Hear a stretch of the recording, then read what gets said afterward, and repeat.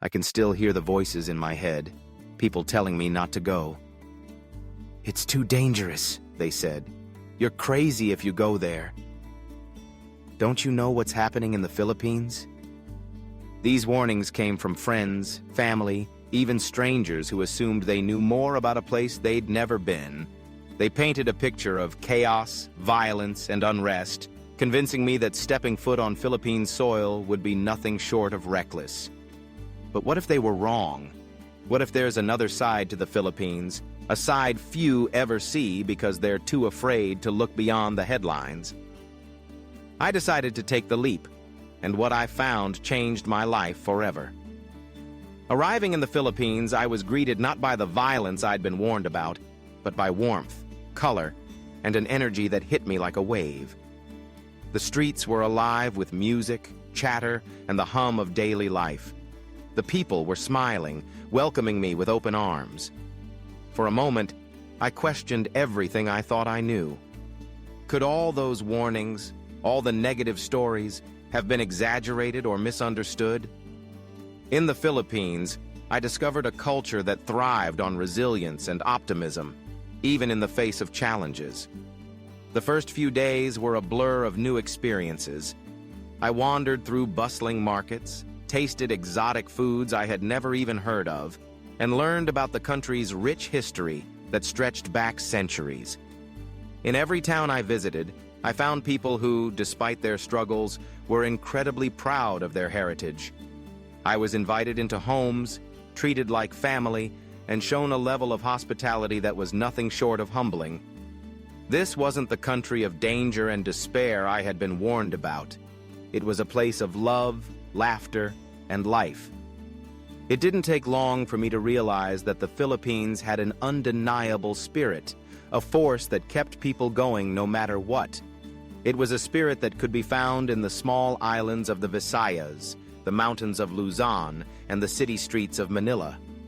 Everywhere I went, I met locals who had a deep connection to their land and their history.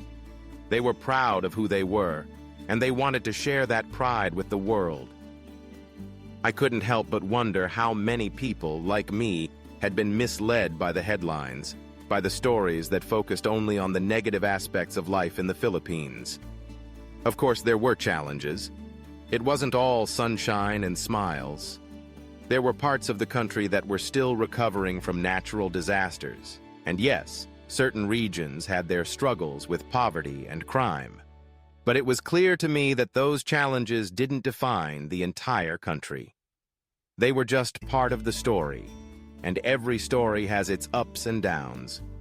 The beauty of the Philippines lies in how the people rise above those challenges, how they come together to rebuild, to support one another, and to keep moving forward. I made my way to the famous Banawe rice terraces, an ancient wonder of the world that had been carved into the mountains by the indigenous Ifugao people over 2,000 years ago. The terraces were breathtaking, but it wasn't just the beauty of the place that moved me. It was the story behind them. The Ifugao people had built these terraces with their bare hands, using knowledge passed down through generations. They had done it not just for themselves, but for the future. And that's what I saw everywhere in the Philippines. People who weren't just living for today, but who were thinking about tomorrow, about how their actions would impact the generations to come. On the island of Palawan, I found another side of the Philippines, one of stunning natural beauty. The crystal-clear waters of El Nido, the towering limestone cliffs, and the hidden lagoons felt like paradise. It was a place where time seemed to stand still, where I could disconnect from the world and just breathe. I snorkeled with sea turtles, kayaked through caves, and hiked through rainforests. It was a stark contrast to the chaotic city life I was used to. Here, the land and the people were in harmony, living at a pace dictated by the tides, the seasons, and the rhythms of nature. But it wasn't just the landscapes that made me fall in love with the Philippines. It was the people.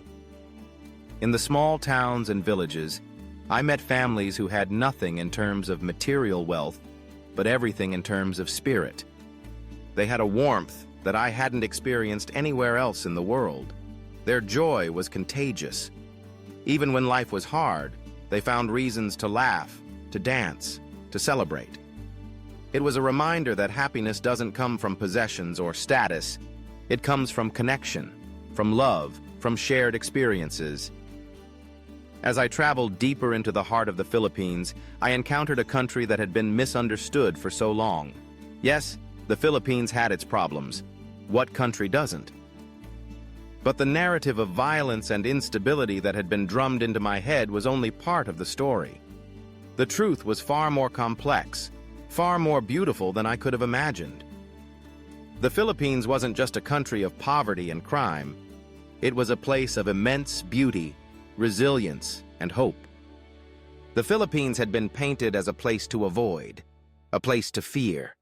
But I found a country that was worth every bit of the risk, a country where life was celebrated in every moment.